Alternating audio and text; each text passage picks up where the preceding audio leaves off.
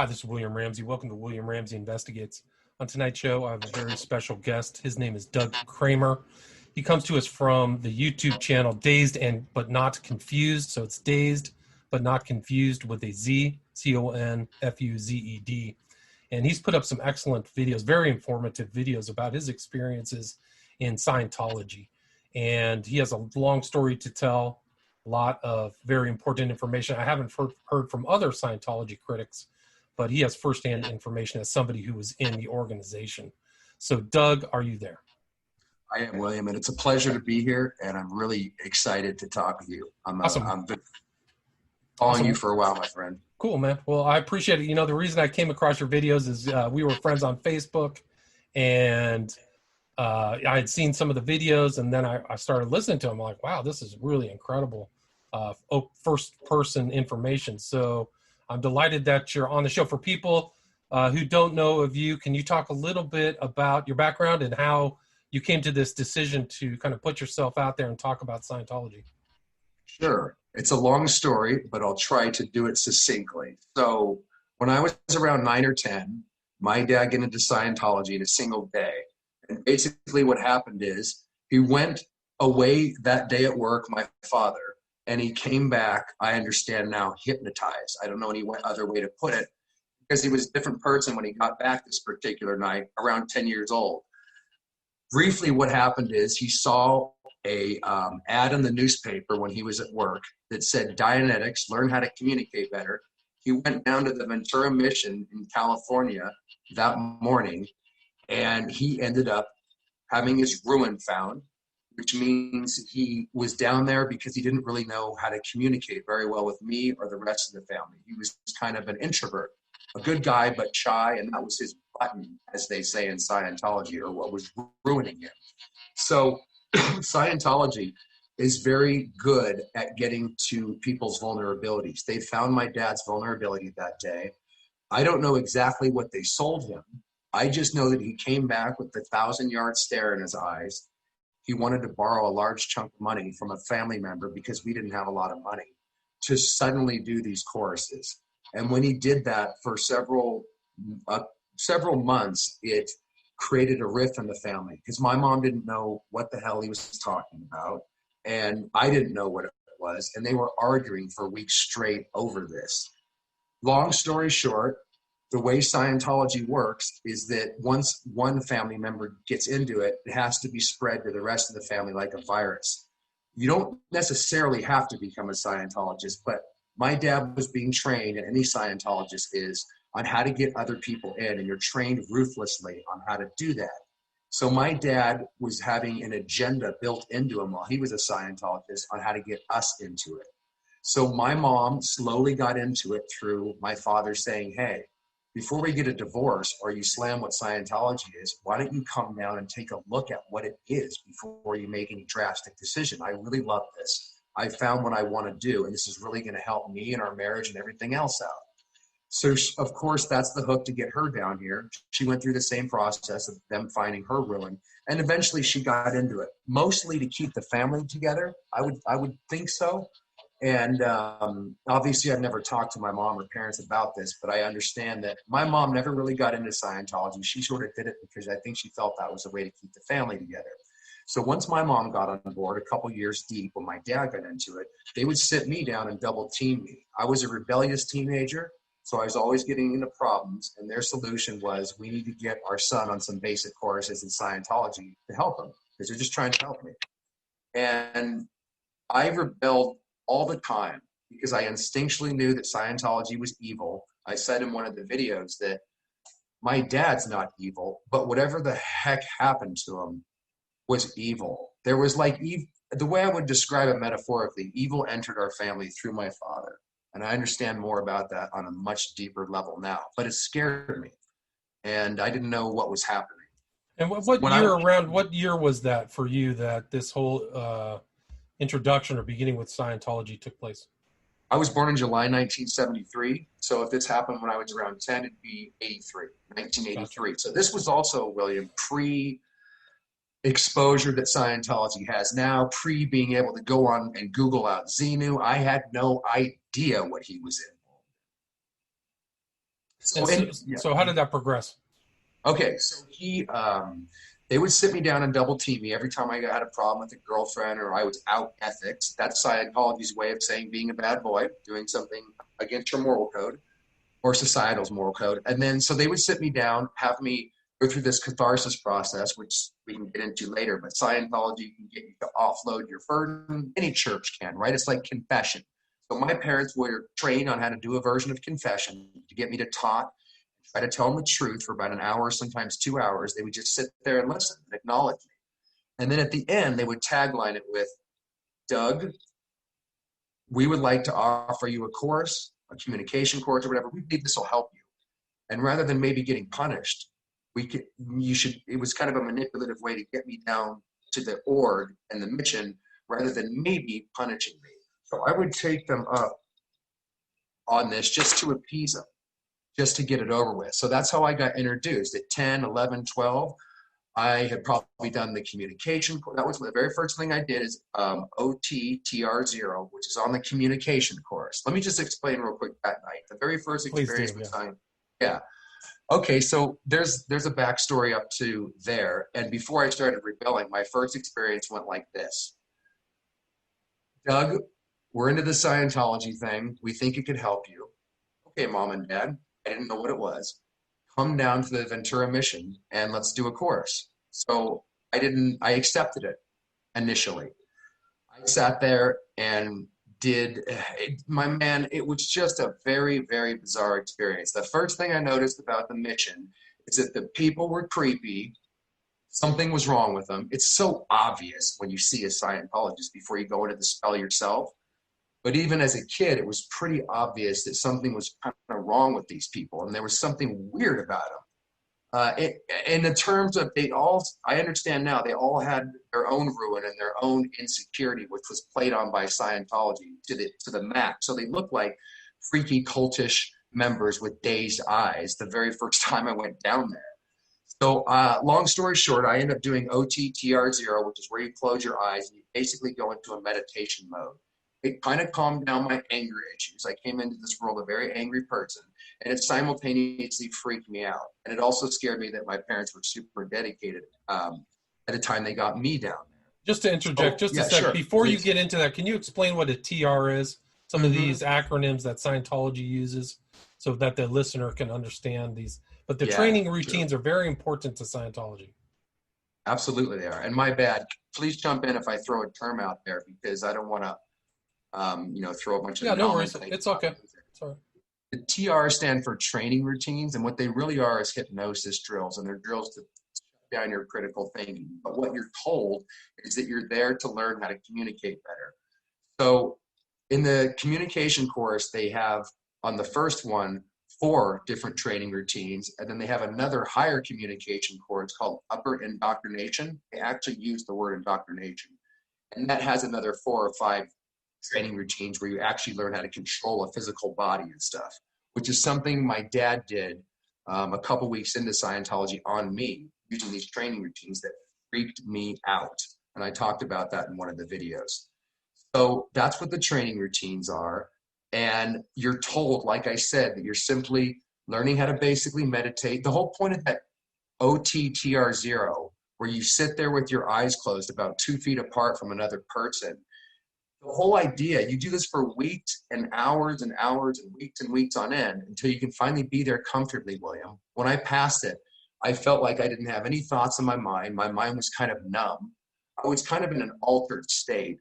My butt wasn't on fire. I wasn't moving around. I could finally just be there because they numbed me out. It's excruciating to sit there. My first experience, I remember I can't stand sitting here with my eyes closed, focusing. It drives you actually mad.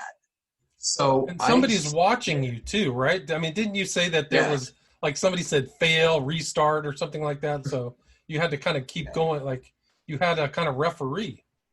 Exactly, particularly in the OTTR0, because the next one that you do, William, is TR0, where you both have your eyes open, and you're always twinned up with another person. That's actually part of the mind control on a deeper level. That we can talk about that later.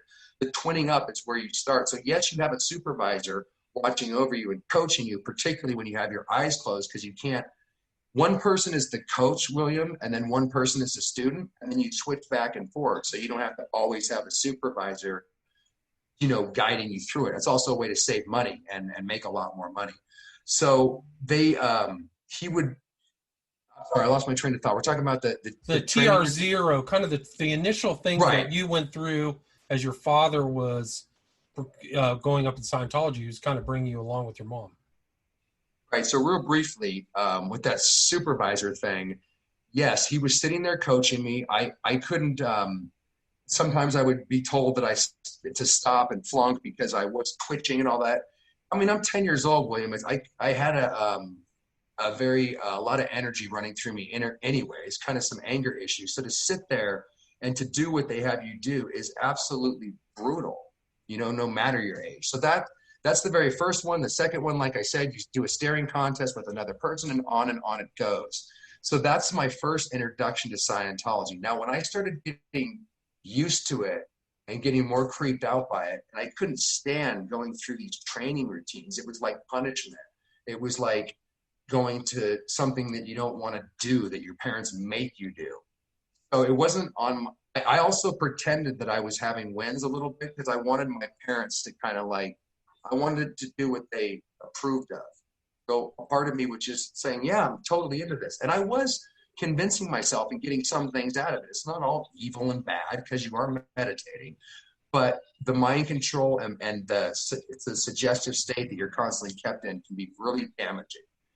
I started to finally reject this around 12 or 13 or 14 when I started to figure out what it was. And their double teaming tactics became more more manipulative because they were getting more training. The church trains every family member how to manipulate the rest of the family members into it while pretending that you're not doing that. And they're experts at it. So they figured out ways to get me basically to offload and manipulate me down there to continue doing this, even though I hated it more and more. Eventually, William, it came to the point where this was such a routine and they would sit me down. And as soon as they would tagline the end of me babbling about, yeah, I did this, that, and that wrong, they would say, Doug, we just want to suggest that you go down to Science. And as soon as they would get the S word out of Scientology, I'm not going to swear here, but I said the F word to my parents very strongly, many times.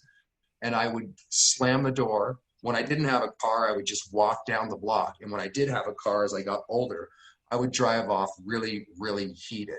So that's basically how it went through. Well, I was a normal kid going to school and doing all the other things everybody else does. Periodically, I was going to the Ventura Mission and to the Santa Barbara org to be a guinea pig for my dad while he was doing his training, as well as doing my own courses. So while I rejected it, seed by seed, it was going in. All right. So you're constantly being exposed to these ideas in your kind of personal family life. And your parents are still in Scientology. Is that correct? Not only that, my dad is at the top of the bridge. He's an OT8, and he's been an OT8 for at least 15 years now. So he's super, super dedicated. For him to leave Scientology would be impossible, I feel, because it's his identity. He needs it. And, maybe some people do, even though it's the greatest evil, maybe some people do need a structure, because I feel my dad would break if that ever got removed from him. I think that happens in all churches or all religions. Sure. Part of it is the structure. Part of it is the ability to just have somebody tell you what the right way is. I think a lot of people totally, and that is what I liked about Scientology as well. And I just talked about that in the latest video. When I finally did get into it, William, it was the structure, the tools that they have. They had information on targets and goals, how to communicate better. They have an answer and a technology to do everything. That's super, super appealing. And also they sell certainty. That's the major word in Scientology. And a button in Scientology, according to L. Ron Hubbard, is a word or an idea that a person has that you can grab onto in order to manipulate them or suck them into. So certainty is a button that the human race has that L. Ron Hubbard figured out. And basically people want to know what the heck, a framework from which to live their life so they can go forward and not have to question everything every 2 seconds. And they have a very well laid out, especially at the beginning, program to be able to structure your life how you want it. Right. And that's the bridge that you show a picture of the bridge to total freedom. You use the term the bridge to total amnesia. Because that's what it is. Right. But the bridge is actually a very detailed stepping stone that I think you liken to the grades of masonry. It probably is similar to the OTO. But it's all the same. But you're going up this grade. It's a much longer process and much more expensive than maybe some other secret societies. But it is. And that's probably the only difference. Right. So, yeah. I mean, what did Hubbard famously said?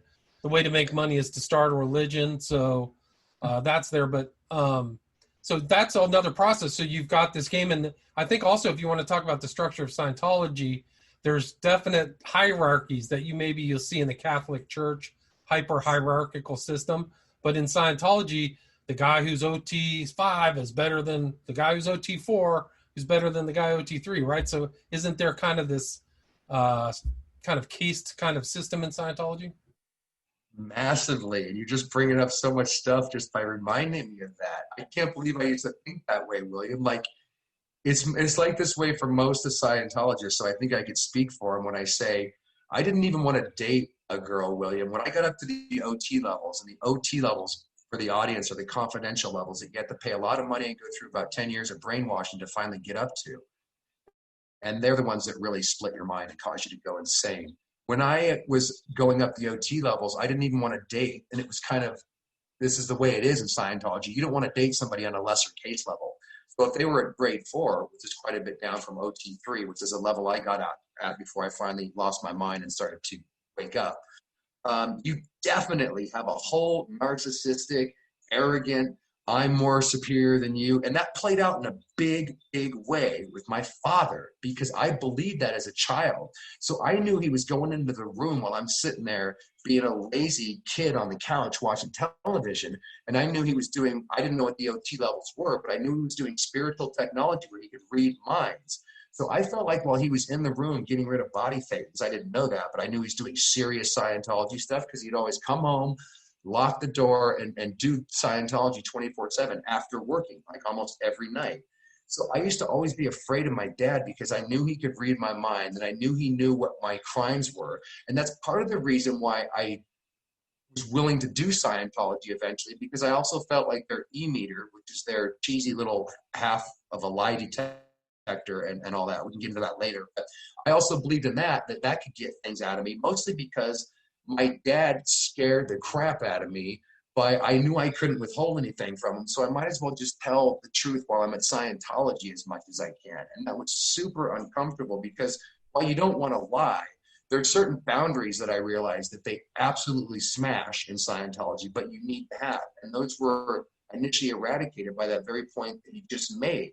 Everything's hierarchical, everything's structured, and it's taken to the nth degree where if you're at the bottom of the bridge and your father or friend or associate is an OT and you know anything about Scientology, it gives, and you believe in it, it gives a really scary dominance factor over you. I didn't even realize that until you were talking about that, but that's definitely part of the reason how I got into it. My dad scared me into, I need to tell all. And that's a major phrase in Scientology auditing. Need to tell all, so you have to like disclose everything? Wow. That's what it's all about. Because as you know, when you leave, that's all the blackmail material they're going to use against you. And they can get you to say things that you wouldn't tell to your deepest spouse or relative. That's why my dad, whatever his ruin was that they found, it's sort of a secret, maybe even to this day, from my mom and me and everybody else. Because the way that works, and Scientology has done this to many people, is you can kind of keep a secret with Scientology, fix it there, and not have to actually say it to your spouse or friend. And then the spouse or friend, my mother in this example, right? She also didn't have to say too much to my dad. Everything's handled through a third party or through auditing. Hey, I fixed it in auditing, therefore don't question me on it. That's the way the whole dynamic works. Fascinating. So then they have this information on you in a folder right from the beginning, right? Right when they're getting all that stuff. And you repeat this term ruin, which it's such an obvious negative connotation. So they find that one thing that you had, and I think in your videos, sexuality was also a big obsession with Hubbard and Scientology. And so they would try, they could cure, Scientology claims to almost cure anything. So that was a big draw for certain people. If they go up the scale to OT, whatever, they can overcome whatever, anything. Anything. If you're a homosexual, they'll subtly promise that they can remove that.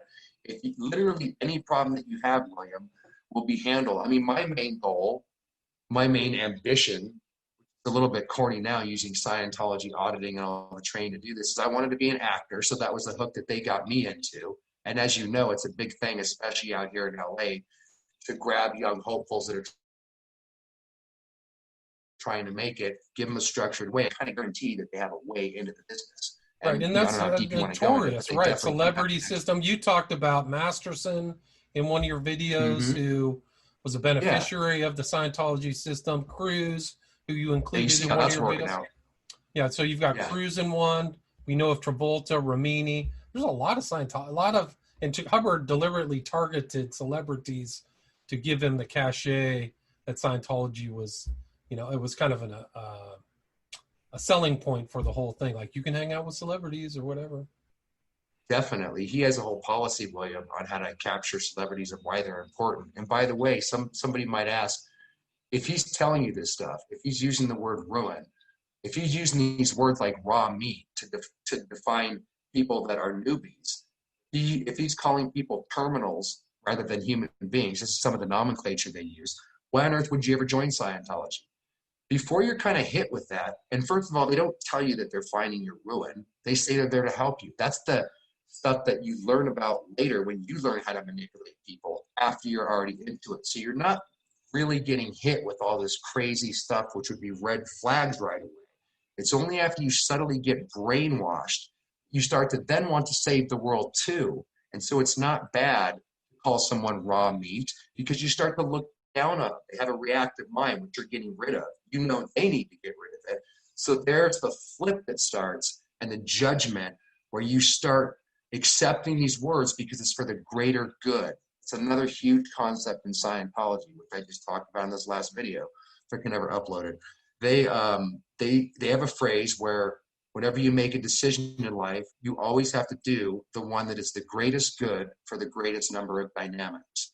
Briefly, the dynamics are the 8 areas that a Scientologist or any human being naturally has an urge to survive in. The first dynamic, urge to survive through self. Second dynamic, urge to survive through family, through groups, etc., all the way up to the urge to survive through God and infinity.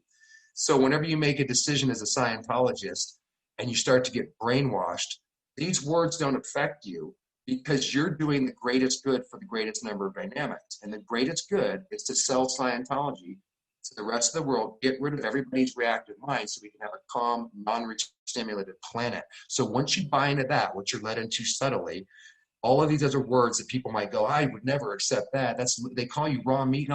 People don't understand that you do a switch at a certain point. You don't realize that's happening in your own consciousness, in your own personality. It's a very weird process, William, to go through and then come out of. It's very strange, because you don't actually see it happening, because it's boiling a frog in hot water, slow step by slow step by slow step. And I think and I think you mentioned in your videos, the first introductions, they don't hit you with everything. Everything seems to be for your benefit. These are techniques where you can, become a better person, be smarter, whatever it is, be more secure. I mean, and that's like the whole introductory. You talked about this personality test, these so-called quote Oxford personality test that has nothing to do with Oxford. But you're always, and you see this, I live in LA, so you always see these guys walking around the street in Hollywood. Hey, you want to take a personality test? But they always kind of find some issue with you. Whatever it is, you're not going to ace this Scientology personality test. It's rigged not to. And when you're learned and trained how to do it, I'm going to do a separate video on that. The rigging of it's quite interesting. What you just said is, in a nutshell, you can't pass it. They're going to find it's a little more sophisticated than rue stones or throwing the bones or trying to do psychic readings as some new age, con artist. It's a little more accurate than that. But it's basically everybody has a vulnerability. And if you throw out 10 vulnerabilities, you're going to get somebody's eventually. Right. It's just like, in a nutshell, L. Ron Hubbard is what I'd call a psychopath, a sociopath, whatever you want to say. He didn't have a conscience. And I got very close to that myself, but luckily I was born with the conscience. I came to find out later. So I got as close as you can get to maybe L. Ron's or a sociopath's mindset, because when you don't have a conscience, the idea of like all of these things that we're talking about, we're going to talk about, looking down on people, calling them raw meat, learning how to manipulate people in such a sophisticated way. Who would ever do that? Trying to take over the world. All these crazy things that you and I would never think about. People like him that don't have a conscience can become experts in areas that I had to learn the hard way. I mean, this, you know, not to get off on a tangent, but L. Ron Hubbard, waking up, Scientology, David Miscavige, sociopaths. This was all really, really shocking information for me to learn about because, one, I knew nothing about it. Two, I didn't know there was people in this world that wake up every day saying, how can I take over the world and this person a little bit more? It's just, it's still a concept that blows my mind. And that was kind of one of the themes in your videos is also like they don't teach you this in school. And I think that that's actually a shortcoming of whatever scholastic system because they're leaving out these kind of coercive social programming things that are really everywhere. The unconscious or the even advertising or politics. Yeah. Oh man, it's everywhere, brother. That was one of the things that I said in the video why it was so irritating. Obviously, I know why they don't teach it in school because you're not there really to teach critical thinking. You're there to teach a person to be a drone in a 9-to-5 machine. You don't want them thinking too much. You want them doing their job, shutting up, and just basically serving the system. But because which is really scary. It's actually really scary because it's similar to Scientology. I hate to say it. As somebody who went through the public school system, but I just said that again in my last video. I knew what I wanted to do as a kid. I knew I was an artist, basically out of the womb. I took one look at the system and said, that's not for me. And so I most of my conflict, and I think why I fell into Scientology, was basically having a pretty strong idea of what I wanted to do as a kid. And I didn't even know why I had to go through high school. I wanted to move out to Los Angeles and do that right away. And of course, William, the education system, that's a misnomer. It's an indoctrination system. It's not there to educate you. And that was one of the things that made me go so deep into this. And maybe where I got to where I'm at now, where I'm like, want to speak out about this and maybe warn people because, I mean, I had a lot more trust in the world and the system, and that was broken and shattered, not just with L. Ron Hubbard and Scientology, but wow, look at what we do to our kids. Look at what we do to people. I still can't understand this, and maybe I'm just weird, but I know you think this way. I don't understand why this hasn't been licked a long time ago. Who or why are we harming our children and dumbing them down because all we're doing is setting up a reality that's guaranteed to not be good.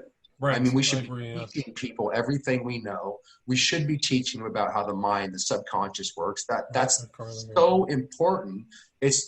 I don't even know where to start, but of course we're not going to be taught that because then we'd be able to take our power back. We'd be able to own it's about power. Minds. I think it's about power. Yeah. Right. So the controllers and the New World Order and social engineers. And they've been working on this for a long, long time, man. While we've been going to jobs and keeping our heads down, they may be psychopaths. And L. Ron Hubbard, I may hate him, but I do have a certain, I don't even know what word you'd call it, but I like studying him, and he's become a fascination. I never met him. A guy I never met took over and ruined and completely destroyed my entire life and family and my mind and my reality, and I never met him.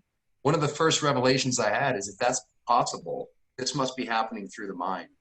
Right. So that led down a lot of rabbit holes and a lot of, I can't believe that this is happening on a much bigger scale than Scientology. And where's the rescue team? Where's the where is it? No, and the thing is that anybody who really criticized Scientology, at least in the 80s or 70s, they were destroyed. I've seen some of the internal documents of Scientology, and it functioned like the CIA or something, where they would just not like the CIA. Okay. It was okay. Well, to put it without getting too deep into it, the CIA themselves said that Scientology's CIA operation, when they got caught through Operation Snow White, was more sophisticated than the U.S.'s own CIA operation. So what does that tell you? And didn't you say like one of the things he used, Kubark or whatever, was a term for the CIA? So they're using kind of CIA manuals. Very sophisticated stuff. It's really scary to think that people were not warned. Like, I'm just sure that you are not alone in that experience of like, who is this real person? Because Hubbard put out this whole thing like he was he was crippled or whatever from the war, and he saved himself through Scientology, and he was traveling the world, and he just had this biography was just like one of his novels. It was all fake. And at a certain point, these people start waking up. Like, they didn't get all the information about what really was really about until they got in, right? And then they're like, hold on, what's this story? Who's Xenu? What's this? There's so much. Who was involved in black magic? Who's Aleister Crowley? Why is this person important? Yeah, man. I mean, William, I got to tell you on that line, here I am totally believing in Scientology. Just to finish up, I can get through the story real quick. So after I rebelled, when I was rebelling, the seeds were going in. So I won't get into it, but I basically hit a vulnerable point in my life, which is when a lot of people join cults. And so I hooked up with Scientology. And at that point, it's like, I'm sorry, I had a point that I wanted to make, but I don't want to ramble. And It's okay. Please continue. The interesting thing is they kind of prey on the vulnerable. People going through divorces, people have terrible events or whatever. Like, hey, we can solve this right now. It's your typical predator. There's no difference between being in a relationship, in an abusive relationship with L. Ron Hubbard and David Miscavige in Scientology, and being in an abusive relationship with a narcissist or a sociopath. It's the same thing, same dynamics. It's just interesting that it plays out on a global scale with Scientology and a cult, and then it plays in a family dynamic. Because, I would say that Scientology makes you into a narcissist and a sociopath over time, whether you like it or not. I said in one of the videos, it's a sociopath making machine. It's designed on purpose to shut down your emotions, to shut down your critical thinking, and to shut down your conscience so that you can do the unthinkable.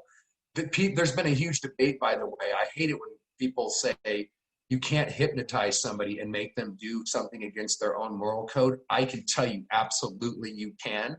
And the people that put out that information about dismissing hypnotists, it's not even a real subject. You can never make somebody do something against their moral code under hypnosis. The Manchurian Candidate's an overplayed movie. You can't actually make somebody do the bidding and go murder someone. Not only can you make them do that, these tools have been around forever and people are doing that. And it's like, I can't believe that this isn't more. I understand why not, because of the control itself, but it should be a more universal subject that we start talking about. And as you know, William, the times we're living in, I think it is coming more out on the table because of what people like you do.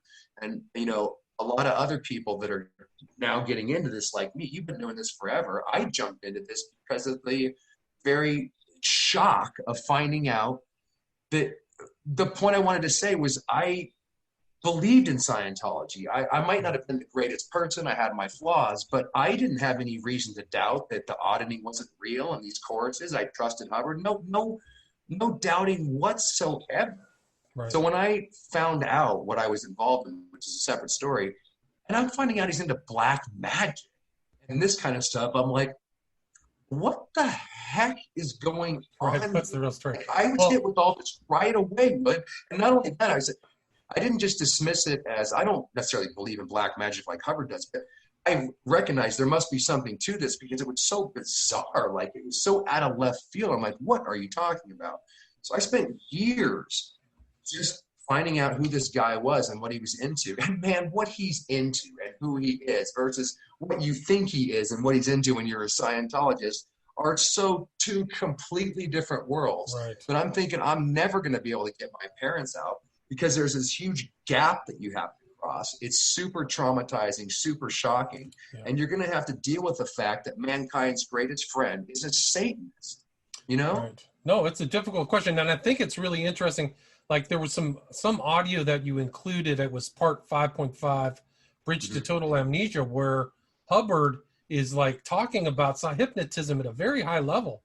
He wants to look, he's looking for the unconscious mind. Like, he admits to all this, and you and I kind of chuckled or chortled about it earlier, but like, he had really, and he said very, very potent axioms or statements like, I'm looking to something to take the place of the will. So he's right in the same thing with, when you're talking about human will, you're talking about the same thing, Manchurian Candidate. But I think Hubbard has to be seen. Yeah, true. But I'm looking at Hubbard more and more in the context of people like Jolly and West and Gottlieb and these other guys who are involved in the same kind of mind control experiments right alongside Hubbard, literally going down the same river at the same time, trying to crack the human brain. And if you look at this O'Neill book, Operation Chaos is called Chaos, but Mm-hmm. it's really about Operation Chaos. But one of the things O'Neill really proved is that Gottlieb and West were in conversation with each other under pseudonyms. So these guys are all communicating with each other in ways that we may never really ever know. Like he just uncovered this, and now it's 2020, right? These guys are taking around. So the thing is, my point is that they had, once they cracked the ability to hypnotize somebody and make them operate against their will, they had to cover that up by lying about it. So then they mocked everybody, called you a conspiracy theorist. And that's really about, bro, and that's really about the 60s. So you're talking about Sirhan, Manson family. Do you know, that the Manson had the Scientology. He was at the top of Scientology. He knew all the control mechanisms. So he had this family. Oh, well, yeah. I'm sorry. Anyway, but I think it's important to kind of like break up the story to put Hubbard in context of what really was at the highest end. And he was a doctorate in hypnotism. He knew everything. Yeah, at the very beginning. Really well. Yeah. You just said everything. The point that strats on what you just said, or what you said, so much good stuff there, man. Yeah, he was really, really well trained in the occult and hypnotism, just like all these other people. And in that video you mentioned, he says, Hubbard himself was in a lecture saying this hypnotism has been used by witch doctors, basically going all the way back. He absolutely knew what he was doing and didn't really have a problem mocking and having fun with his hypnotized subjects. He was telling them that he was hypnotizing them. Even in that video that I put on one of the videos, he's talking about how psychoanalysis, which he hated and was in competition with, of course, because that would take away his business, and they wanted to, they knew what he was up to. He would say psychoanalysis hypnotizes people. They're the ones that make you dependent on them, and they're the ones that are doing this. Well, and while he's doing that, he's snapping his freaking fingers, dude. He's literally hypnotizing the people he was talking to back in the 50s or 60s when this lecture was doing, and kind of tackling. He's got the sociopathic smirk on the entire time, I can imagine, watching him just dupe these people, and because he was an expert in these subjects. And like you said, those, not only are we not taught these subjects in school, William, they're being used against us in school and everywhere else, for God's sakes. And it's like, that's why it was such a shock to realize the depth of effort and tenacity that goes into, and a long history of how to actually control people's perceptions and what, as Dr. Robert Oppenheimer says, a man believes to be true. Because if you can get that, you control behavior, emotion, you control a whole person's life if you control the information that people receive. It's as simple as that. These guys are experts too. Right. But I'm glad that you brought up Oppenheimer, because I almost fell out of my chair when he stated that this mind control stuff was as more important, if not more important than as a weapon against humanity than the atom bomb. This is the guy who created that, was a Manhattan Project central figure, saying, hey, you got to watch out for these techniques. This guy's a very smart person, and really incredible, incredible statement for somebody who knew the devastation of the atom bomb to say that. Right. I think you said it was in 1952 or something like that. Mm-hmm. Yeah, so and not only that, we were warned by Huxley. We were warned by, he was kind of part of it, but, we were warned by Orwell. We've been warned by so many people, sometimes the very people that were doing this to people, trying to control them through the mind. That's a great statement. I like the Orwell statement, because you use in your videos that some of these rooms where you're going in there with an auditor is like room 101 from Orwell. It's not like it. It is it. I would go so far as to say, I know you know about this, and I'm sure your listeners will, are up to speed. I would say that Scientology is actually just a continuation of Project MK Ultra. As we talked about, all these connections that you mentioned earlier, and then Hubbard really did receive the same text that Hitler did as a young boy. It all interconnects. You made some really, really good connections in that last conversation, which basically summed up everything that I'm going to get across in these series, hopefully, with documented evidence and facts, because I don't think it's really been covered totally. And how else can you solve the problem if you don't know what you're actually dealing with? So all of these connections that you're making, things don't exist in isolation. There is like a pattern of what we're looking at. And I think if we can sort of dissect that, which is what, guys like you do, and I'm trying to do, then maybe we can start to maybe wake people up to like what's happening that they might not be aware of. Right. Because that's what happened to me, man. This whole thing, this whole experience, it's not just about Scientology. It was waking up to kind of a bigger reality of how things kind of work, and it shocked me to my core. I'm still getting over it 12 and a half years later. I still can't wrap my mind around people. But don't you think that's the same with everybody who comes out of Scientology, is that they either have some type of PTSD to a greater or lesser extent? Yeah. Guaranteed. Especially if some people might take a few courses, William, and even then it can actually do some long-term damage just if you do the TRs, the communication course, for a couple of weeks. But you can go in, and it depends on the person you are. I had a girlfriend that was in it for a few years. She just got out and moved on. So it's not everybody, but it can, generally speaking, you're absolutely guaranteed to have complex post-traumatic stress disorder. That's what I had. I didn't need to be diagnosed. I knew that because I was learning about this. But isn't there like a strong kind of anti-apostate view within Scientology as well? Like you're not supposed to leave or whatever? Oh, yeah. It's like, fair game and all that stuff. Yeah.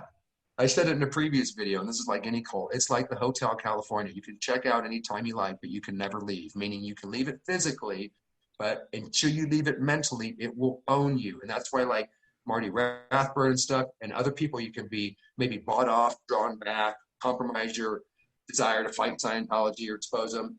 Once they have you, especially, my man, if you've been in the Sea Org, if you've been into it for most of your life, imagine being a kid. I think Rinder was born into it. Imagine being a kid, and that's what you know most of your life. Can you imagine, man? That's why I got up easy, and I even wanted to kill myself. I'm lucky I made it through it. So I do admire a lot of these people that, I just can't imagine the PTSD that they might have for the rest of their lives. But the harassment, like what is it? Jerry Armstrong. I talked to Jerry Armstrong. If people want to listen to that interview, it's under William Ramsey Investigates, but he was there and like he endured all kinds of harassment. That guy's been through hell. That's a real. He's a warrior, man, because he got sued and took everything. Yeah, there's really a few. Yeah, man. Actually, there's more than a few, William. Like how many people died or gave their life, or like the Armstrongs of the world. There's some real freaking heroes, man. Yeah. And you like dedicated one of your videos to Arnie Lerma, who. Yeah. It might be controversial what happened to him at the end, and I don't want to get into that. Yeah. But he was another fighter, though. He was fighting. He was I don't know much about him. I was just befriending him on Facebook. He taught me so much of what I know. That guy took a lot of heat because he was a deep thinker. He's very intelligent. And from what I understand, he was a pretty decent person. But when you're going up against what he went, and an Armstrong and all these people, I have a lot of, I didn't know Arnie, but I have a lot of respect for him because of what he taught me. And I know the heat and the life that he must have lived being one of the pioneers, because we owe a lot to the pioneers. It's a lot easier to talk about Scientology, but with Arnie and Armstrong, Paulette Cooper, so many other people had their lives. They were lucky to live through it, let alone coming out like these people have. But this is pre-internet, so there were huge copyright complaints about leaking documents. Scientology could do so much more then than they can do now. They're still ruthless. Don't get me wrong. They still need to be, handled, as they would say. But they were absolutely able to. Oh man, and this is where you get into the criminal stuff, man. This is where you get into the off-record and the off-book stuff. Did they murder people? What was it really a suicide, or was it? They were able to get away with literally murder, and maybe still are up to this day. But particularly pre-internet, they could smash people, and all you have to do is ask Jerry Armstrong or Arnie Lerma or a number of other people that will verify. Man, it's so much easier to talk out about today, although they're still ruthless. And sometimes I don't even know if those guys are given credit, because some of those people like Arnie and Jerry, they might be looked upon as, let's say, the more celebrity figures. They might not want to talk to people that controversial. And part of the reason it motivated me to get off my butt and get off the couch and jump on here is because there's a lot to say that I learned from these people, and they don't get to kind of say what needs to be said. So it seemed like there's a whole well, that was interesting. It's interesting that you bring that up, because that was one of the things Jerry and I kind of mentioned is like Joe Rogan is talking to Leah Remini, this kind of, you know, personality who's been on TV, and not talking to somebody who was really there, like on the boat with Hubbard, who'd seen everything firsthand. Why aren't you getting this guy who's willing to talk about everything? It's pretty interesting. Who knows, right? And I don't want to knock Leah Remini because, you know, one of the things that she did for me personally, and I know this must have been for other ex-Scientologists, when that show came out, and also Going Clear and a lot of other people, but, you know, I do have issue with the level that they'll go to. I feel like they kind of stay within a certain bubble, and they're not allowed to go beyond that, maybe for certain reasons. But the level of exposure to the average person that show gave, where I didn't have to babble to my friends. Every day I would talk about Scientology, trying to get it out and deprogram it. It was what I needed to talk about it. People didn't want to hear me keep rambling, and I even ramble about it to this day. But that show saved me so much effort, gave so much more awareness about, hey, it's not just a creepy UFO cult. They jack people up. So kudos to her and Rinder, maybe, for having the balls and the, because it does take courage to get out there and do what these people did. I mean, I haven't done anything, so I can sit here and knock them and nitpick or whatever, but they've done it, and the courage that it takes, the exposure that they've given, I might want to take it to a different level. Jerry Armstrong should be able to speak. Arnie should have gotten, in my opinion, these are people we need to listen to. But, you know, we're also talking about Hollywood here too, William, and that's a whole other scene that kind of interjects with my whole Scientology experience. So there are network constraints. There's a whole bunch of stuff that people wouldn't understand. So who knows, right? But, you know, kudos to anybody that's getting out there and exposing it, because we should be one group working together. And there's a lot of infighting, by the way, my man, within the ex-Scientology community. I won't be invited. I'm not really a part of a whole lot of them except for Arnie's group, Scientology deprogramming and stuff. But there's a lot of just drama, so I'll probably never be invited or whatever. I don't really care. That's not why I'm doing this. I'm just saying one of the reasons I got off the couch is because, like, can we talk about the whole picture here? Because we're never going to crack this thing if we don't go to the core of what it is, and there can't be any off-limits areas about what we need to talk about, you know? Well, I'm glad you brought that up, because you do include in your videos the son of L. Ron Hubbard, Ron DeWolf, somebody who I covered a lot in Children of the Beast. Very important man. Yeah, so maybe you can talk about some of his first-person accounts. Like, well, you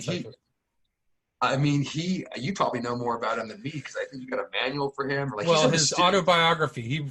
He made an autobiography, which was before the internet, so you couldn't really self-publish. But I have to dig it up out of my research. I have that stuff that's included in that, where he's talking about his dad fondling Crowley materials before lectures. And Crowley, actually, there is a recording of Hubbard talking about Crowley in a very knowledgeable sense. The magicians, 12th and 13th centuries. Yes. OTO, it goes up. And a very interesting man, Aleister Crowley, the Beast. 666. And at the very end. Yeah, so that's a lecture, by the way, for the PDC, which stands for the Philadelphia Doctorate Course. I think it's lecture number 1. I could be wrong, but it's a lecture. There's endless lectures. He's getting blown out of his mind in the early 50s by Crowley material. He doesn't tell you that, but that's all the crap that he's putting out in the Philadelphia Doctorate Course. Right at the end, I believe, of lecture 1, when he's talking about those cults in the 12th and the 13th century and blah, blah, blah. Right at the very end, he says something along the lines of, he's talking about the Prince of Darkness, and then he says to the audience, "Who do you think I am?" And he laughs and cackles.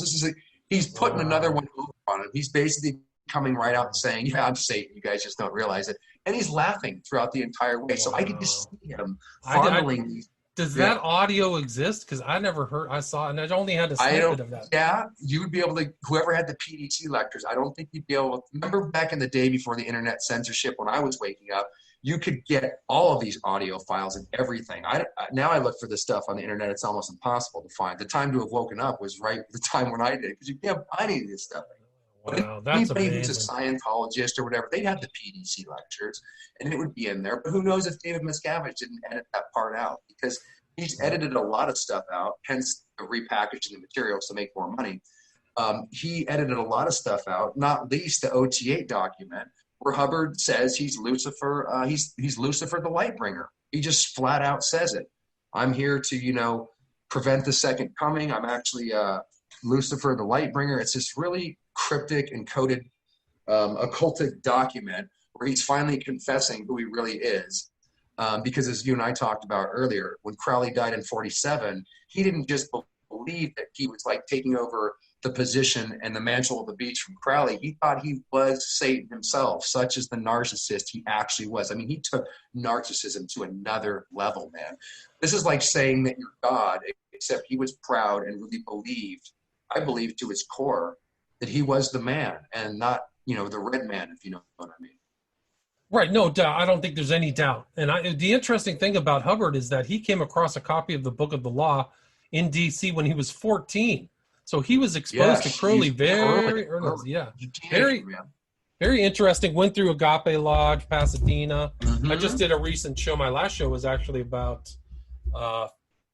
Forrest Ackerman, who was his literary agent. That was a great show, by the way. Man. I learned so much from you guys, man. Yeah, I didn't know. You think you know it all, you guys bust out this material. Hey, man, and then you see all those connections through the occult through Ackerman. Not just the comic book stuff and Marvel, but Parsons, LaVey, Hubbard. It's incredible. And these guys, when did they do the Babylon working? They were trying to bring magic into the world, I think, after the war. And then Hubbard starts off, and there's a line within the Book of the Law that says there shall be one that comes after. So every occultist who thinks he's somebody of merit, I know a couple of, they think they're the one who comes after, and I think Hubbard thought he was the one who come after. And there are other people who want to take this mantle of the beast, so to speak. And think of the competition. I'm sure there was like 1,000 other people in this world at the time that also thought they were Lucifer. Just like in Scientology auditing, by the way, everybody, once we go past life, we all think we're some famous person in the last life. And so there's 20 Marilyn Monroes running around at Scientology that think that's who they were. I'm not kidding. No, I know. The past life regression, Crowley called it magical memory. So this whole thing about you can reach your past life goes through Western esoteric. By the way, pulled straight from Crowley. Nothing and it's always some really flattering thing, like you're Napoleon. Yes. You're some the great love figure. Bombing. That's the hook. You're never like a peasant, digging for mushrooms in France in the 11th century or something.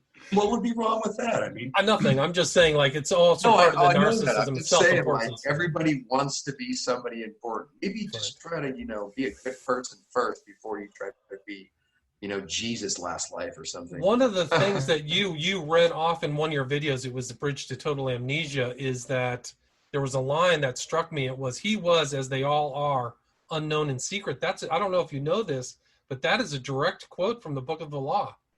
No, I didn't know that. Yeah, no so kidding. you were that. Yeah, so that made me sit up in my chair. I was like, what is the direct quote, William? Do you have it it's about the followers. So Thelemites was the name Crowley gave to his followers. Thelema, Greek, means will, right? So where Hubbard got theta from. Yeah, so it's a good point. So Thelema, Phaeton, but so the will was that, so the Thelemites, and then the Book of the Law, which Crowley received in 1904, supposedly from some entity called Awas, who ends up being Satan or Lucifer, or and also, wasn't he depicted as a gray alien? I think if they drew a well, that was a different story. The gray alien is from the elemental working that took place in New York in 1918, I believe. So it was after some magical ritual, and then he drew that. But in a separate, Crowley actually was trying to contact entities or extra dimensional beings. Probably as Hubbard was doing. Exactly. Right. So these guys are all into this stuff. And Hubbard, I mean, there's a lot of things. I mean, a lot of stories and a lot of crazy stuff some of which I included in Children of the Beast. But just the fact that was re-quoted, you can see that these, there's a ideological heritage from Crowley going all the way through, at least in part in Dianetics, not the real, I don't know if the real overt mind control, but if you look at almost all occult groups, there's the occult doctrines, and then there's some type of thing about controlling others, mind control, social control. So it's always about controlling other people and manipulating their minds through lies, deception, whatever. And I see Scientology within that same kind of framework, that same kind of history. Well, you nailed it. Like you said, they're not the only one. It still blows my mind to this day that, I mean, mind control, William, to me, is the most ridiculous, ludicrous, insane thing to try to actually do to somebody, because you would have to have no connection to your fellow man.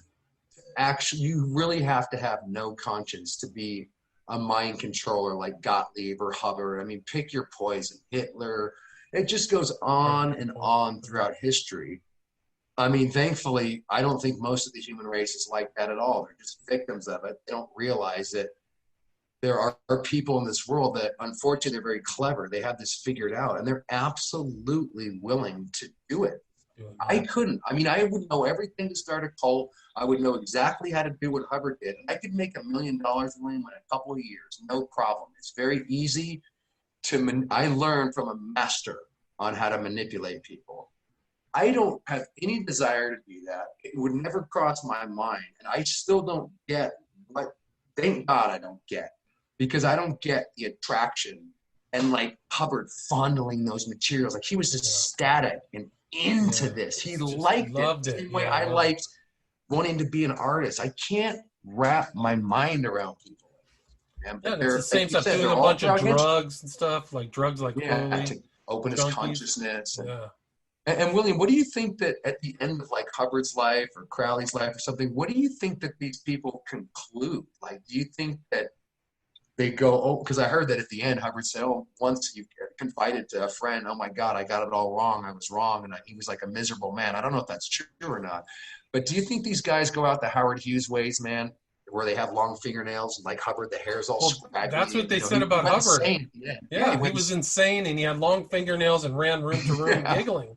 That was supposedly how he ended up. Crowley himself was a heavy-duty, opium addict who took drugs, and he kind of, I mean, his magical name was Per Duraba, which I will endure. So I think he really did endure to the end. And I think that these guys really go all the way.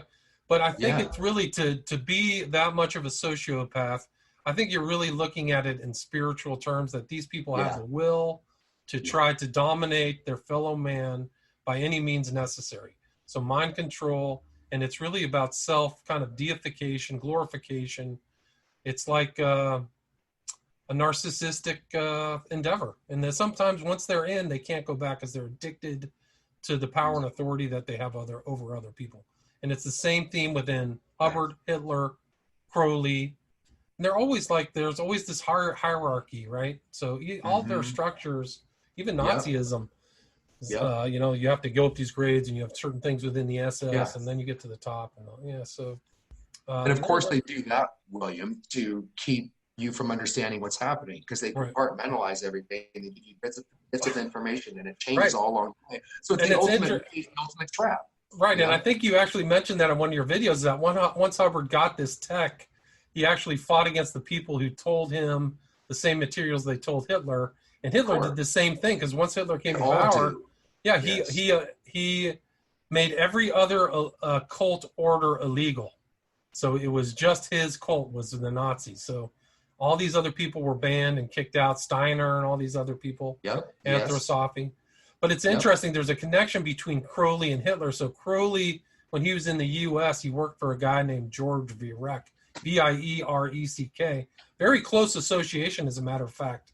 Their video was called The Fatherland, and Viereck was one of the early, if not the earliest, interviewers of Adolf Hitler in 1923, even before he had written Mein Kampf. So it was like 1923 or something, he interviewed him, and Hitler had the same positions. You can read it online. George Viereck, Adolf Hitler. So it's incredible that these guys are all, maybe not super chummy, but there's definitely connections there. And I think they're chummy up to a degree, but they also fight amongst each other because they all want to be superior. Right, but when it comes to the cause and the game and the taking over of the planet, I think they kind of align to their, these people are freaking crazy, but they're not dumb. It sucks that psychopathy can come. Hubbard was not dumb, but when you state that, it reminds me of that picture of Hubbard grabbing the world. That scares me. You remember that globe? I have it burned in my skull. Yeah, and he's looking at it in the creepiest way, like this is mine. Dude, I'm really, totally. yeah. Exactly. Oh, wow. Yeah, I mean, that could have been Hitler, right? I know. Absolutely. That They all photo I wanted never world forgot. domination like that. Can you imagine that kind of I grandiose, can't. I can't, grandiose bro. thing? That's what Oh, I'm man. still trying to kind of understand. Maybe I'm just still naive, but I still don't get it.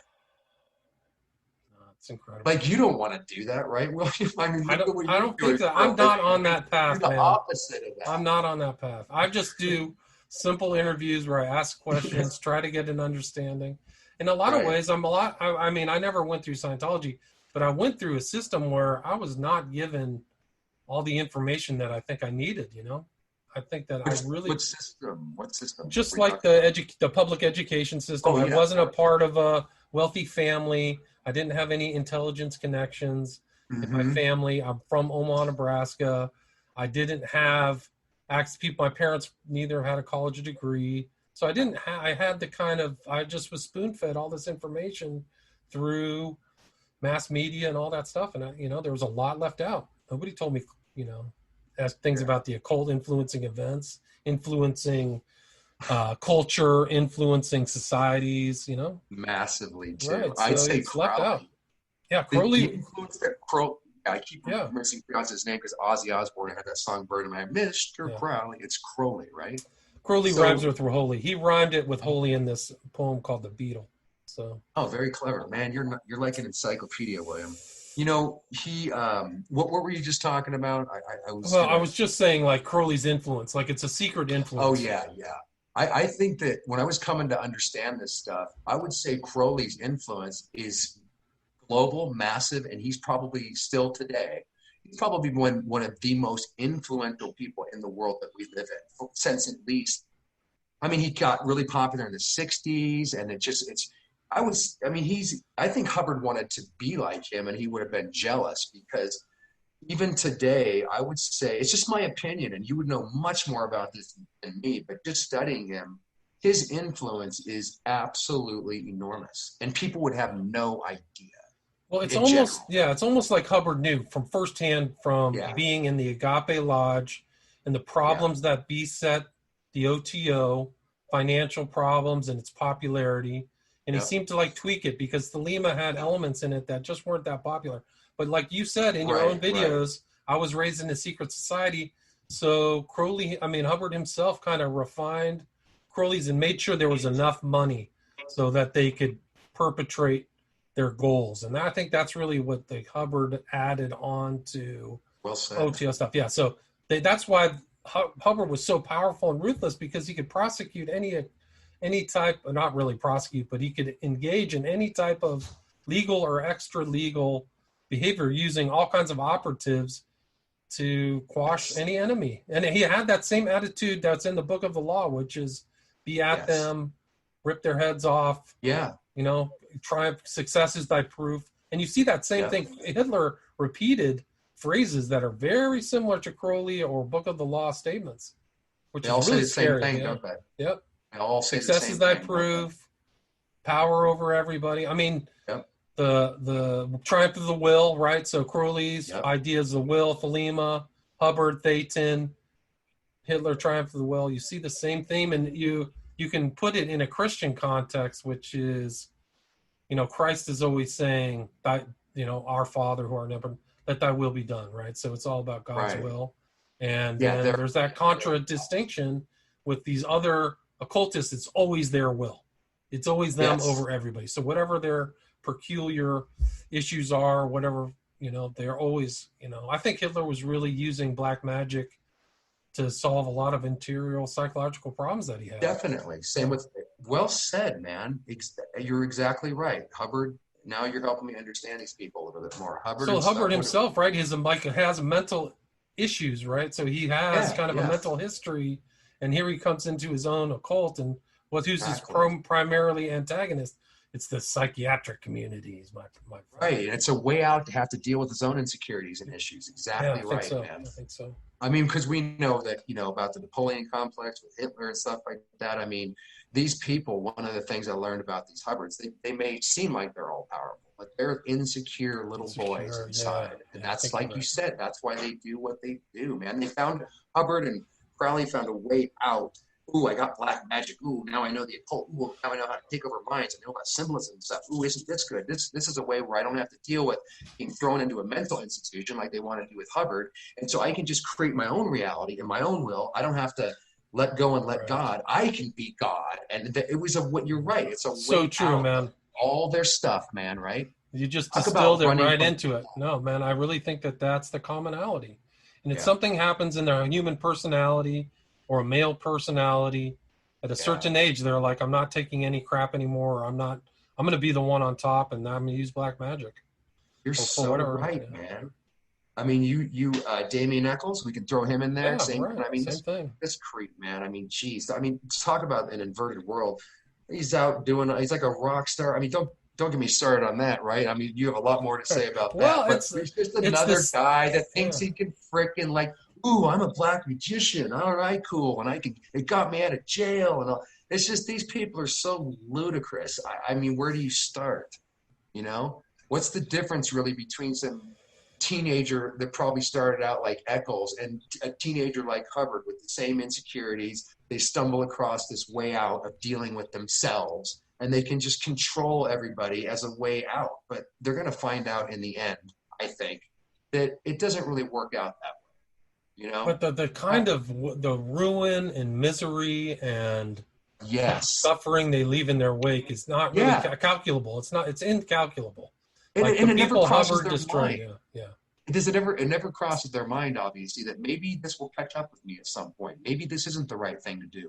Like you said, I think you nailed it, man. The insecurities kick in as a young age. I'm not going to be bullied anymore. I'm not going to take any shit. I found this way to kind of manipulate people. I'm going to go with it. And once you commit to that, there's no turning back at a certain point. You have to keep believing in it more and more and more. And that's probably how Hubbard both believed in it and also knew he was conning people and snickering at him while he was showing them his tricks, you know? Yeah, I mean, don't you think like Hitler's doing the same thing in some of those like big meetings he had where he's like, I'm putting my ideas right into these people's brains in an environment where they lost critical thinking, like almost just standing up like a soldier in a big thing. Like you can't nudge your buddy and go, hey, this guy, is he really for real? Like, do we believe his ideas? No, your reactive mind is gone, right? Reactive mind's gone. He's saying Mein Kampf, screaming, and you're like, hey, whatever this guy says. And it's interesting because Room 101, you see that same kind of technique where you can't move in the TR and you can't ask questions and you can't there's a lot of cults, if not all cults, you do not ask questions.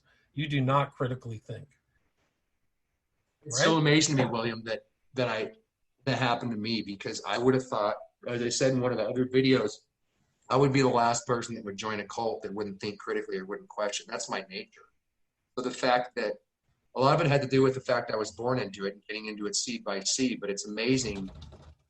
It's amazing. It always makes me cackle when someone says, you're an idiot. I would never fall for that. Meanwhile, they have no idea the world they actually live in. I mean, we all have our own belief systems, our own false self-identities. I learned to never look at another person and go, what an idiot. Because once you have an experience like this and you think you can never be hoodwinked and you think you're the last person that could be hoodwinked, especially with something so ridiculous, it's not about being an idiot. It's about there's tools that you don't know about that you're not taught about in school purposely, and therefore everybody's subject to them. And only someone who doesn't understand this would say something as ridiculous as, I'd never fall for that. That would never happen to me. As soon as I hear somebody say that, I know right away they don't know much about this world, seriously. And I don't mean that to be mean. I just mean that they haven't realized what they don't know yet. It's already happened to them. Well, if you're using for an example, look at some of these political parties. Like, I'm not affiliated with the Republicans or the Democrats, but you can see the same kind of cult behavior in some of their stuff. Like, I mean, so of course, man. We can get into 9/11 and all that stuff, but even like the left today has become the authoritarian. I'm going to put my ideas in your head. There's no arguing, no critical thinking, and Trump is bad. Orange man. Ginger, Orange man bad. Yep. Right. So it's the same thing. Like, instead of psychology, they've got their boogeyman. If it's not Osama bin Laden, it's Trump or whatever. And they're structuring and hammering, like the left and some of these NPR and stuff. They're propagandizing their own followers so intensely. Sometimes I'm shocked. whoa, you really believe this? Look, I mean, the whole Russia thing was totally fake. Bro. I mean, I know, bro. But I mean, I think that you can make similarities. Anything. Yeah, well, you can make similarities between Scientology and modern political practice, at least in the United States. Absolutely.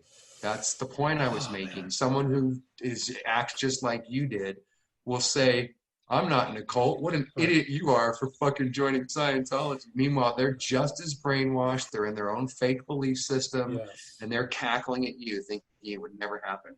I mean, William, you would know. I grew up a Catholic. I grew up in the Catholic Church, and there's a lot of deceptions and things they don't tell about. Yes. What's new? The Catholic Church has more blood on their hands and freaking pedophilia. Oh. About Scientology's going to take a while to catch up with the Catholic Church. Yeah, bro, it's bad, man. I mean, but I'm in some ways I'm in similar situation as you because both my parents are Catholic. I'm not really. Did you have kind of a split with your parents? I was fortunate enough to be a reader. I'm not a really anti-Catholic. I'm a Presbyterian now, which I don't consider myself a Protestant. I consider myself a Bible-believing Christian. I don't really like the church. I don't worship a church. Christ, to me, is it. But so that's kind of why I kind of had this feeling of the Catholic Church, kind of like you had Scientologists, which is something creepy going on here. Definitely. I don't like, and the priests kind of creep me out. Yeah, and there's a lot of like they don't tell you the real truth. So supposedly the Catholic. I mean, this is probably another conversation, but I'll just sum it up. But the Catholic Church supposedly is the heir of Christ, right? The heir of the proper church. But they've had, political bodies going back to the Reformation. Alexander VI. These guys were like eyes wide shut level libertines or whatever, like really terrible stuff. They really were a political office, at least during the Dark Ages. And so they're not really ideal. They're not holding up to the ideals of original Christianity. So, but that's all covered up, and they're all holy, and it's God's will. But there's no Pope in the Bible. So if you start reading the Bible, you're like, where's the Pope? And then you start reading what Christ said in Jerusalem, and it's like, your whites and sepulchres. He's bitching at he's railing against the Pharisees, but you kind of can look at these priests and go, hey man, you guys are doing this. You guys don't work. You're sitting around. You parasite off widows. I mean, it's like the same. It's almost the same thing. So, isn't that what they do though? All the religions. I mean, I look at it like the telephone game. There was probably a basic truth, and then someone like twisted it. By the time you get up to modern days, you have all these different segregations of everything's so splintered and split off. It's like, where can we get back to the core of what the truth was? It's gotten lost in translation, right? And I think that's Lutheran. That was Luther's kind of thing. He actually wanted to reform the Catholic Church. And Savonarola, who was murdered by, I think it was Alexander VI, they all wanted reform. But the church didn't want to reform back then. And that's why the Protestant Revolution started. And it really started is probably getting back to the same issue that I would say the same crux issue that you're talking about Scientology, is that people were able to read the Bible after the printing press was made and go, the same thing that I did 500, 600 years later is go, well, all this stuff isn't in here. Why do you have all these graven images? Is this the truth, or are you the truth? Is the church the truth, or is this Bible?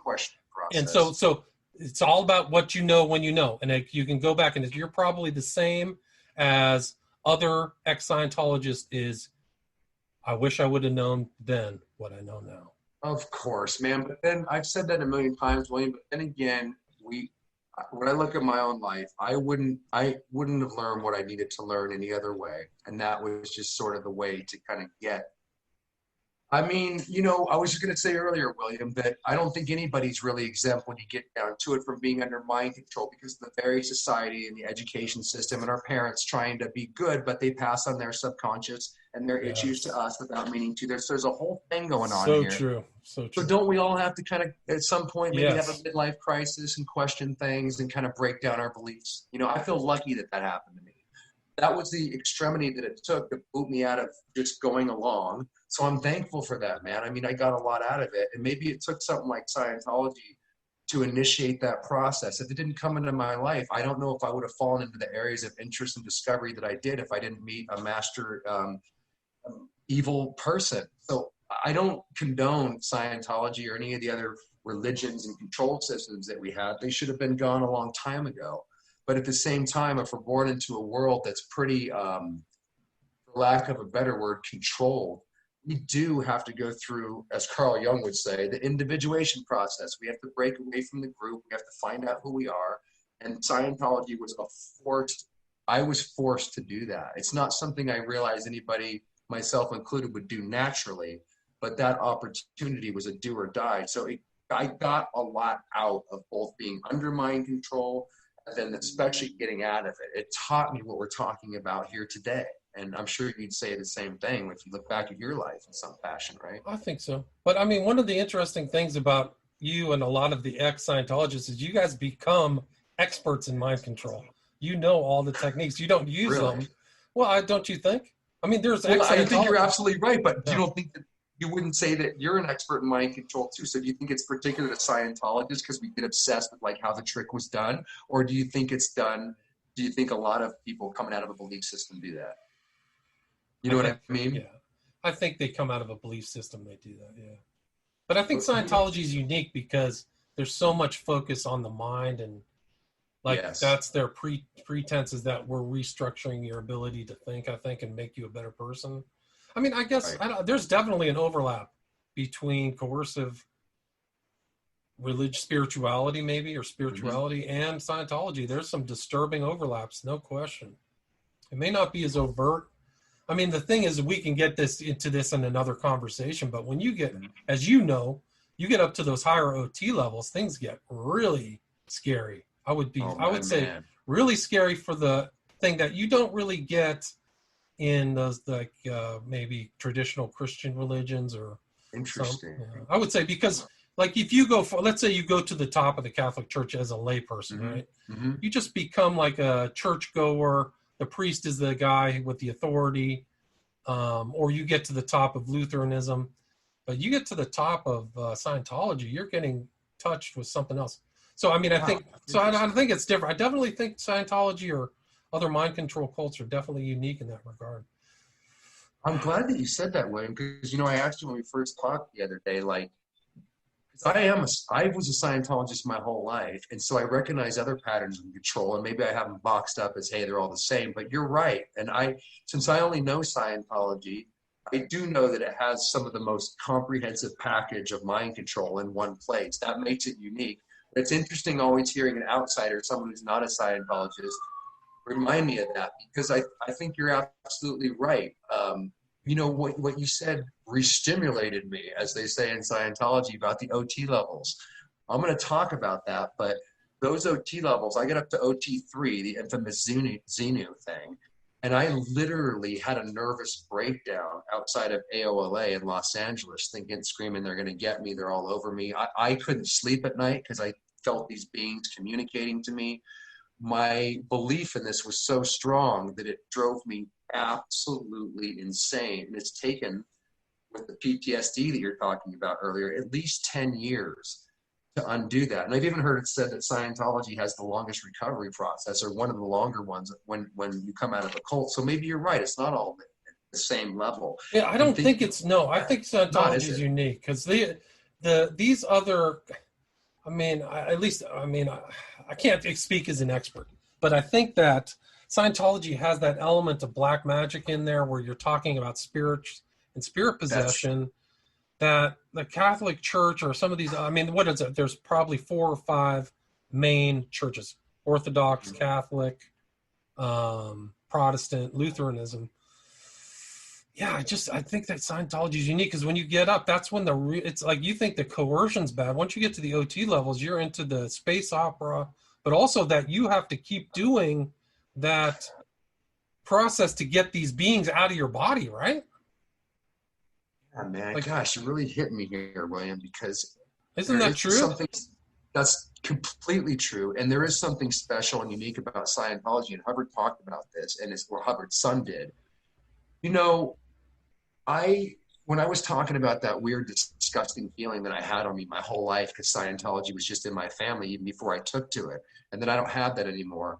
I think that there is something to the possession aspect, because Hubbard talked about those levels were specifically designed to crack a person's mind into 1,000 pieces like Humpty Dumpty. And you know all about MK Ultra mind control and how you can split the mind into different personalities and all that. And your listeners, I mean, they'll be up to speed on that, right? So there is a way to kind of, and L. Ron Hubbard was an expert in it, and Scientology in particular, about doing something quite bizarre to your actual spirit. Like, I felt like it took my soul when I was recovering from this. I felt like I was trying to get something back, but I didn't know I'd ever be able to get back. And William, I'm not even really a believer or anything. I just kind of got into Scientology, I think, for my ambitions and my goals, and because I thought I was going for spiritual freedom. But it's a very narcissistic, a lot of spirituality in it while you're pretending to be spiritual. So this process kind of accidentally made me spiritual, because I could tell that something really deep and dark actually happened to me. And I think that also ties into that aspect that you're talking about maybe the other religions don't go for full-on mind control and maybe even what you call possession, because Hubbard definitely felt like he was sucking the soul from another person through him and up to Satan, which he also thought he was. I'm going to talk more about that in some of the videos, because he, as we talked about, was into black magic when he was young.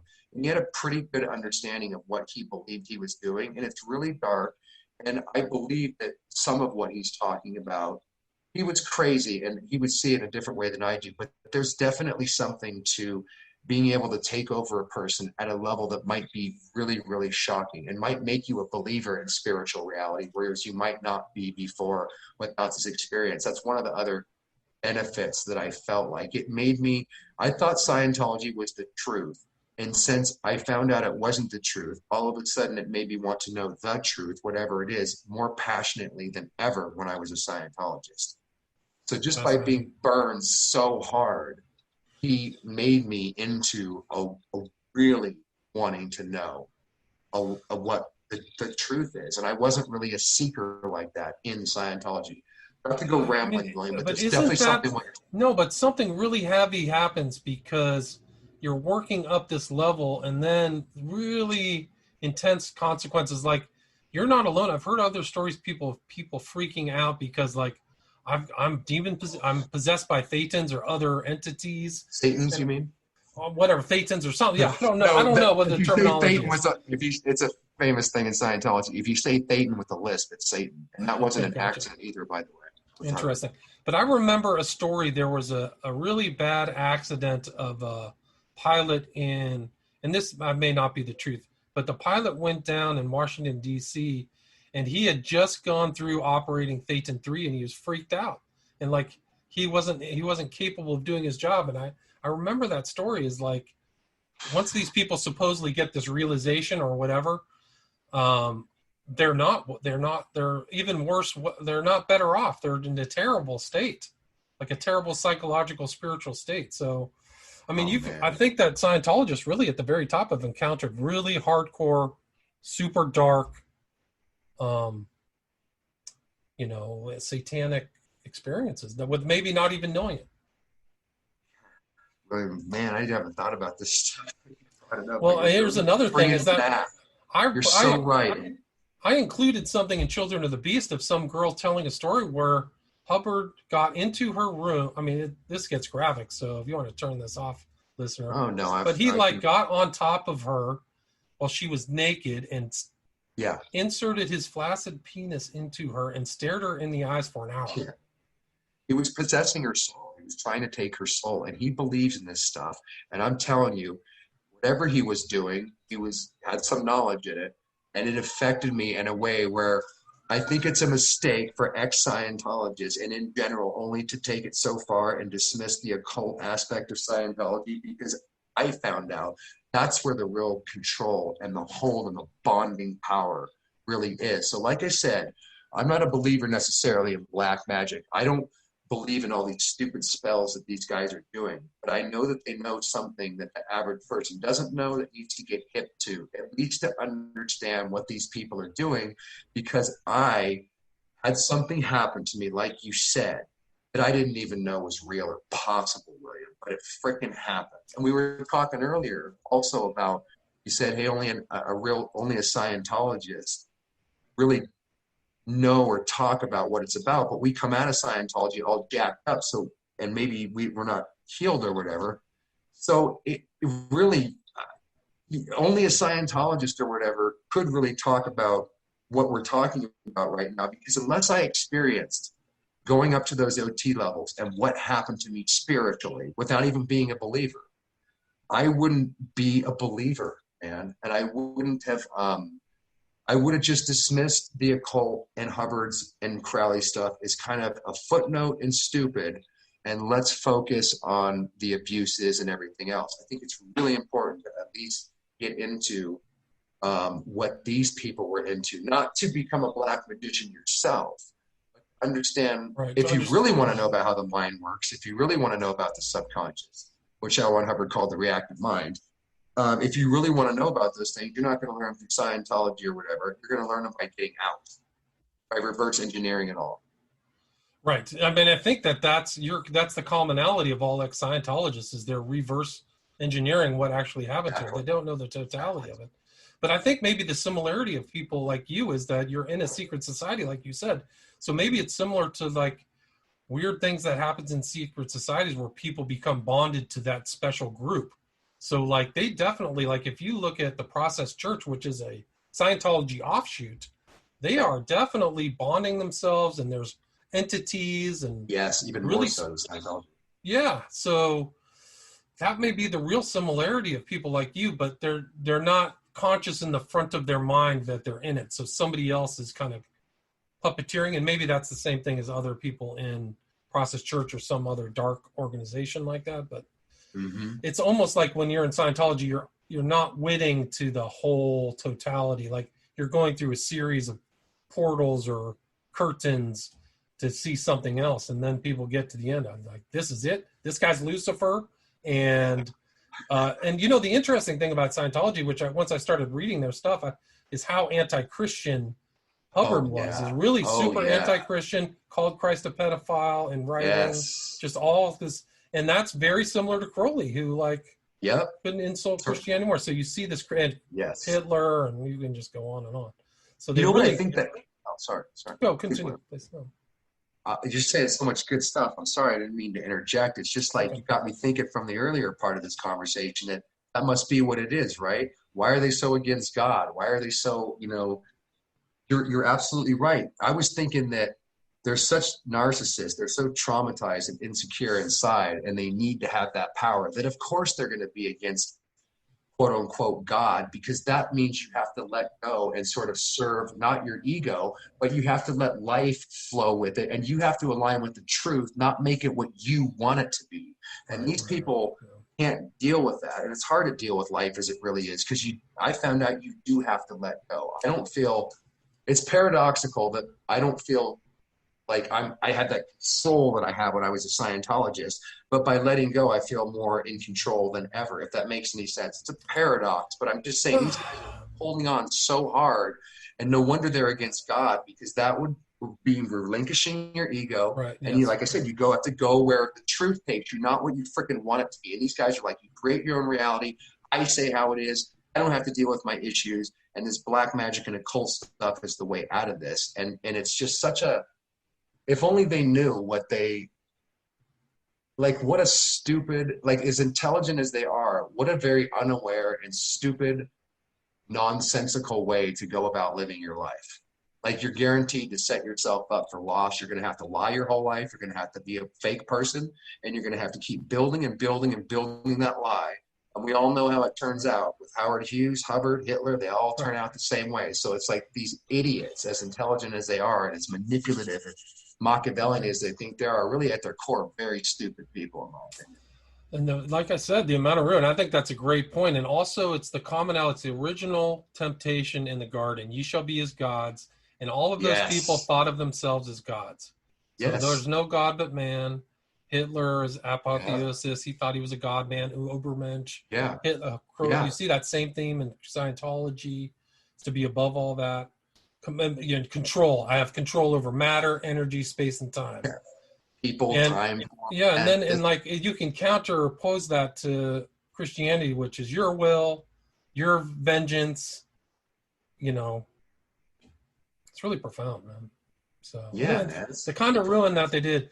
Well, I'd love to have you back on, man. It was a great conversation. Me I mean, too. the information's good.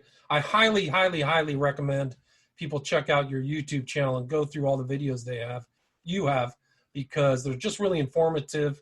Like I said, you're telling about your personal story, but also the details and specifics of Scientology. And so that's really, you have real first-person knowledge. I think it's so important for people to take a look at. The name of the YouTube channel is Dazed But Not Confused. It's Confused spelled with a Z, so Confuzed. Doug Kramer. Doug, is there anything else you'd like to share, or anything else I missed, or anything else other? I think you had some contact information if people want to send you an email on the show notes of each one of your videos, so they can reach out and see what you're up to if they have any questions about this conversation as well. But I'd love to have you back on and talk more in detail. We only got through the very beginnings of stuff, but are we already apologize done? For that. Yeah. Wow. Dude, that's William, I just wanted to say you covered all the contact information. It's really an honor to meet you and to have you invite me on here. I thought this conversation was mind-blowing. I thought we were 10 minutes deep. Just want to say thank you very much, man. I look up to you, and I really appreciate you having me on. Well, I look up to you, man, because it takes a lot of courage to come out with the stuff. And I think, like we spoke off of recording, it's like you're allowing people to go through this process with you, painful process, and hopefully they will, they won't be the ones who went in without that kind of knowledge of what's really going on in Scientology. So yeah, I definitely credit you for helping that out and getting this information out there. So thank you so much. Again, it's Doug Kramer, Kramer with a K, Kramer, Dazed But Not Confused on YouTube. Thanks so much. Thank you, William.